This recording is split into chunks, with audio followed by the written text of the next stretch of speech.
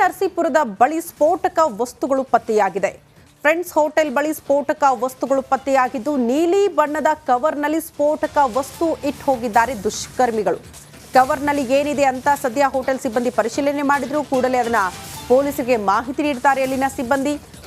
Bomb ನಿಷ್ಕ್ರಿಯ ದಳದಿಂದ ಸ್ಫೋಟಕ ವಸ್ತುಗಳ ಪರಿಶೀಲನೆ ಕೂಡ ಆಗ್ತಾ ಇದೆ ಅನ್ನೋದರ ಡೀಟೇಲ್ ಸಿಗ್ತಾ ಇದೆ. ಸಹಜವಾಗಿ ಆತಂಕದ ವಾತಾವರಣ, ಸ್ಫೋಟಕಗಳು ಪತ್ತೆಯಾಗಿದೆ ಅನ್ನೋ ಕಾರಣಕ್ಕೆ ಹೋಟೆಲ್ ಸಿಬ್ಬಂದಿ ಹೋಗಿ ನೋಡಿದಾಗ ಸ್ಫೋಟಕ ಇರೋದು ಪತ್ತೆಯಾಗುತ್ತೆ. ತಕ್ಷಣ ಪೊಲೀಸರಿಗೆ ಮಾಹಿತಿ ಕೊಡ್ತಾರೆ. ಈಗ ಬಾಂಬ್ ನಿಷ್ಕ್ರಿಯ ದಳದ ಸಿಬ್ಬಂದಿ ಸ್ಥಳಕ್ಕೆ ಬಂದು ಅದನ್ನ ಪರಿಶೀಲನೆ ಕೂಡ ಮಾಡ್ತಿದ್ದಾರೆ.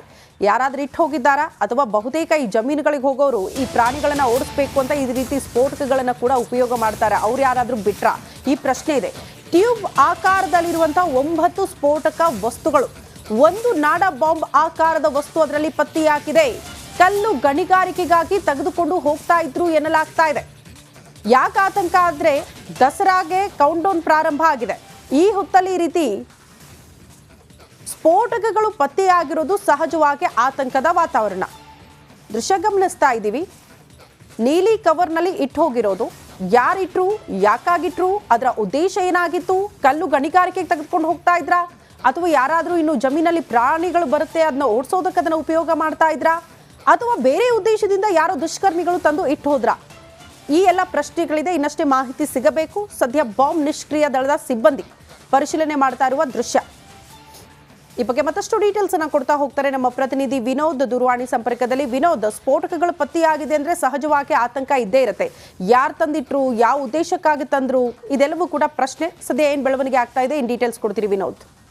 ಶ್ರುತಿ, ಸದ್ಯಕ್ಕೆ ಸಿಗ್ತಾ ಇರುವಂತಹ ಮಾಹಿತಿಗಳ ಪ್ರಕಾರವಾಗಿ ಯಾವುದೇ ವಿಧ್ವಂಸಕ ಕೃತ್ಯಗಳಿಗೆ ಬಳಸೋದಕ್ಕೆ ಈ ಒಂದು ಸ್ಫೋಟಕಗಳೆಲ್ಲ ತಂದಿಲ್ಲ ಅನ್ನುವಂಥದ್ದು ಈಗ ಪ್ರಾಥಮಿಕ ಹಂತದ ವಿಚಾರಣೆ ವೇಳೆ ತಿಳಿದು ಬಂದಿರುವಂತದ್ದು.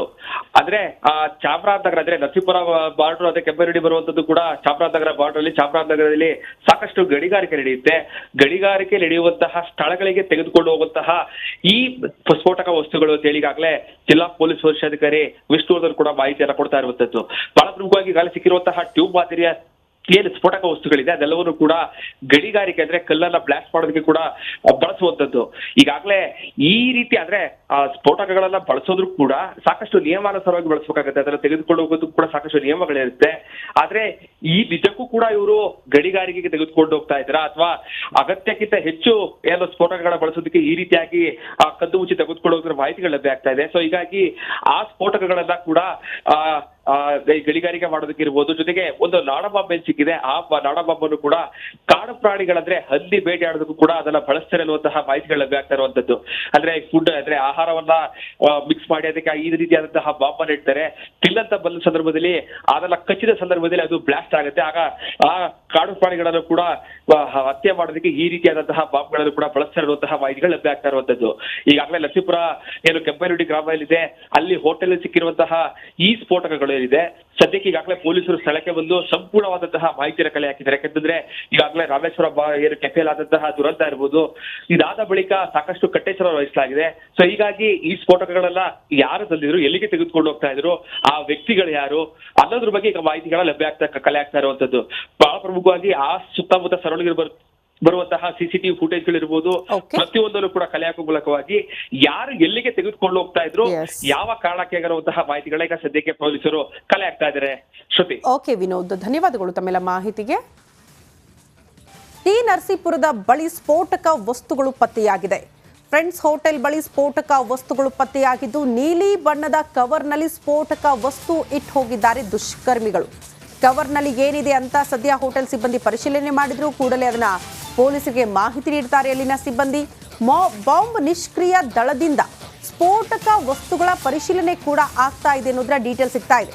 ಸಹಜವಾಗಿ ಆತಂಕದ ವಾತಾವರಣ, ಸ್ಫೋಟಕಗಳು ಪತ್ತೆಯಾಗಿದೆ ಅನ್ನೋ ಕಾರಣಕ್ಕೆ ಹೋಟೆಲ್ ಸಿಬ್ಬಂದಿ ಹೋಗಿ ನೋಡಿದಾಗ ಸ್ಫೋಟಕ ಇರೋದು ಪತ್ತೆಯಾಗುತ್ತೆ. ತಕ್ಷಣ ಪೊಲೀಸರಿಗೆ ಮಾಹಿತಿ ಕೊಡ್ತಾರೆ. ಈಗ ಬಾಂಬ್ ನಿಷ್ಕ್ರಿಯ ದಳದ ಸಿಬ್ಬಂದಿ ಸ್ಥಳಕ್ಕೆ ಬಂದು ಅದನ್ನ ಪರಿಶೀಲನೆ ಕೂಡ ಮಾಡ್ತಿದ್ದಾರೆ. ಯಾರಾದ್ರೂ ಇಟ್ಟು ಹೋಗಿದ್ದಾರಾ ಅಥವಾ ಬಹುತೇಕ ಈ ಜಮೀನುಗಳಿಗೆ ಹೋಗೋರು ಈ ಪ್ರಾಣಿಗಳನ್ನ ಓಡಿಸ್ಬೇಕು ಅಂತ ಈ ರೀತಿ ಸ್ಫೋಟಕಗಳನ್ನ ಕೂಡ ಉಪಯೋಗ ಮಾಡ್ತಾರೆ. ಅವ್ರು ಯಾರಾದ್ರೂ ಬಿಟ್ರ ಈ ಪ್ರಶ್ನೆ ಇದೆ. ಟ್ಯೂಬ್ ಆಕಾರದಲ್ಲಿರುವಂತಹ 9 ಸ್ಫೋಟಕ ವಸ್ತುಗಳು, ಒಂದು ನಾಡ ಬಾಂಬ್ ಆಕಾರದ ವಸ್ತು ಅದರಲ್ಲಿ ಪತ್ತೆಯಾಗಿದೆ. ಕಲ್ಲು ಗಣಿಗಾರಿಕೆಗಾಗಿ ತೆಗೆದುಕೊಂಡು ಹೋಗ್ತಾ ಇದ್ರು ಎನ್ನಲಾಗ್ತಾ ಇದೆ. ಯಾಕೆ ಆತಂಕ ಆದ್ರೆ ದಸರಾಗೆ ಕೌಂಟ್ಡೌನ್ ಪ್ರಾರಂಭ ಆಗಿದೆ. ಈ ಹೊತ್ತಲ್ಲಿ ಈ ರೀತಿ ಸ್ಫೋಟಕಗಳು ಪತ್ತೆಯಾಗಿರೋದು ಸಹಜವಾಗಿ ಆತಂಕದ ವಾತಾವರಣ.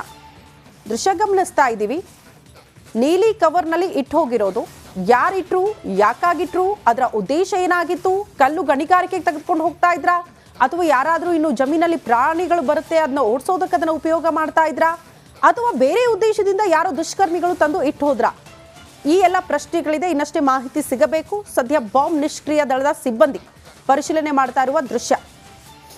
ಈ ಬಗ್ಗೆ ಮತ್ತಷ್ಟು ಡೀಟೇಲ್ಸ್ ಅನ್ನ ಕೊಡ್ತಾ ಹೋಗ್ತಾರೆ ನಮ್ಮ ಪ್ರತಿನಿಧಿ ವಿನೋದ್ ದೂರವಾಣಿ ಸಂಪರ್ಕದಲ್ಲಿ. ವಿನೋದ್, ಸ್ಫೋಟಕಗಳು ಪತ್ತೆಯಾಗಿದೆ ಅಂದ್ರೆ ಸಹಜವಾಗಿ ಆತಂಕ ಇದ್ದೇ ಇರುತ್ತೆ. ಯಾರು ತಂದಿಟ್ರು, ಯಾವ ಉದ್ದೇಶಕ್ಕಾಗಿ ತಂದ್ರು, ಇದೆಲ್ಲವೂ ಕೂಡ ಪ್ರಶ್ನೆ. ಸದ್ಯ ಏನ್ ಬೆಳವಣಿಗೆ ಆಗ್ತಾ ಇದೆ, ಇನ್ ಡೀಟೇಲ್ಸ್ ಕೊಡ್ತೀರಿ ವಿನೋದ್. ಶ್ರುತಿ, ಸದ್ಯಕ್ಕೆ ಸಿಗ್ತಾ ಇರುವಂತಹ ಮಾಹಿತಿಗಳ ಪ್ರಕಾರವಾಗಿ ಯಾವುದೇ ವಿಧ್ವಂಸಕ ಕೃತ್ಯಗಳಿಗೆ ಬಳಸೋದಕ್ಕೆ ಈ ಒಂದು ಸ್ಫೋಟಕಗಳನ್ನ ತಂದಿಲ್ಲ ಅನ್ನುವಂಥದ್ದು ಈಗ ಪ್ರಾಥಮಿಕ ಹಂತದ ವಿಚಾರಣೆ ವೇಳೆ ತಿಳಿದು ಬಂದಿರುವಂತದ್ದು. ಆದ್ರೆ ಚಾಮರಾಜನಗರ ಅಂದ್ರೆ ನರಸೀಪುರ ಬಾರ್ಡರ್, ಅದೇ ಕೆಂಪೇಗೌಡ ಬರುವಂತದ್ದು ಕೂಡ ಚಾಮರಾಜನಗರ ಬಾರ್ಡರ್ ಅಲ್ಲಿ. ಚಾಮರಾಜನಗರದಲ್ಲಿ ಸಾಕಷ್ಟು ಗಣಿಗಾರಿಕೆ ನಡೆಯುತ್ತೆ. ಗಣಿಗಾರಿಕೆ ನಡೆಯುವಂತಹ ಸ್ಥಳಗಳಿಗೆ ತೆಗೆದುಕೊಂಡು ಹೋಗುವಂತಹ ಈ ಸ್ಫೋಟಕ ವಸ್ತುಗಳು ಅಂತ ಹೇಳಿ ಈಗಾಗಲೇ ಜಿಲ್ಲಾ ಪೊಲೀಸ್ ವರಿಷ್ಠಾಧಿಕಾರಿ ವಿಷ್ಣುವರ್ಧನ್ ಕೂಡ ಮಾಹಿತಿಯನ್ನ ಕೊಡ್ತಾ ಇರುವಂತದ್ದು.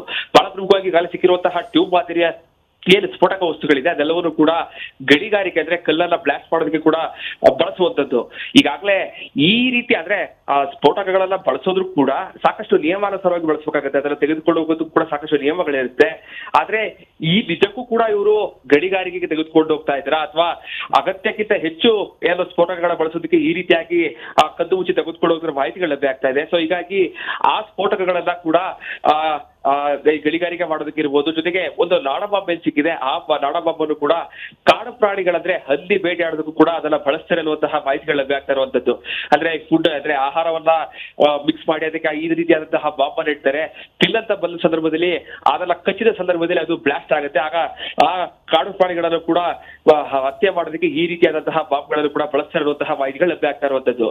ಈಗಾಗಲೇ ನರಸೀಪುರ ಏನು ಕೆಂಪೇಗೌಡ ಗ್ರಾಮದಲ್ಲಿದೆ, ಅಲ್ಲಿ ಹೋಟೆಲ್ ಸಿಕ್ಕಿರುವಂತಹ ಈ ಸ್ಫೋಟಕಗಳು ಏನಿದೆ, ಸದ್ಯಕ್ಕೆ ಈಗಾಗಲೇ ಪೊಲೀಸರು ಸ್ಥಳಕ್ಕೆ ಬಂದು ಸಂಪೂರ್ಣವಾದಂತಹ ಮಾಹಿತಿಯನ್ನು ಕಲೆ ಹಾಕಿದ್ದಾರೆ. ಯಾಕಂತಂದ್ರೆ ಈಗಾಗಲೇ ರಾಮೇಶ್ವರ ಏನು ಕೆಫೆಲಾದಂತಹ ದುರಂತ ಇರ್ಬೋದು, ಇದಾದ ಬಳಿಕ ಸಾಕಷ್ಟು ಕಟ್ಟೆಚ್ಚರ ವಹಿಸಲಾಗಿದೆ. ಸೊ ಹೀಗಾಗಿ ಈ ಸ್ಫೋಟಕಗಳೆಲ್ಲ ಯಾರು ತಂದಿದ್ರು, ಎಲ್ಲಿಗೆ ತೆಗೆದುಕೊಂಡು ಹೋಗ್ತಾ ಇದ್ರು, ಆ ವ್ಯಕ್ತಿಗಳು ಯಾರು ಅನ್ನೋದ್ರ ಬಗ್ಗೆ ಈಗ ಮಾಹಿತಿಗಳ ಲಭ್ಯ ಕಲೆ ಆಗ್ತಾ ಇರುವಂತದ್ದು.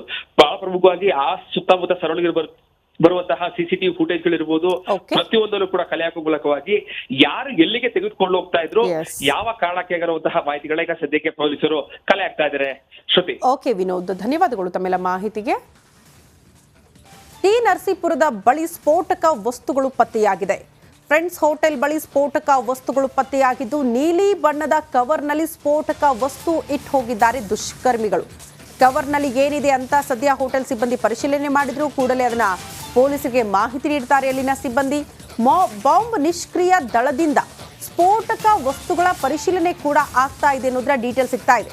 ಸಹಜವಾಗಿ ಆತಂಕದ ವಾತಾವರಣ, ಸ್ಫೋಟಕಗಳು ಪತ್ತೆಯಾಗಿದೆ ಅನ್ನೋ ಕಾರಣಕ್ಕೆ ಹೋಟೆಲ್ ಸಿಬ್ಬಂದಿ ಹೋಗಿ ನೋಡಿದಾಗ ಸ್ಫೋಟಕ ಇರೋದು ಪತ್ತೆಯಾಗುತ್ತೆ. ತತ್ಕ್ಷಣ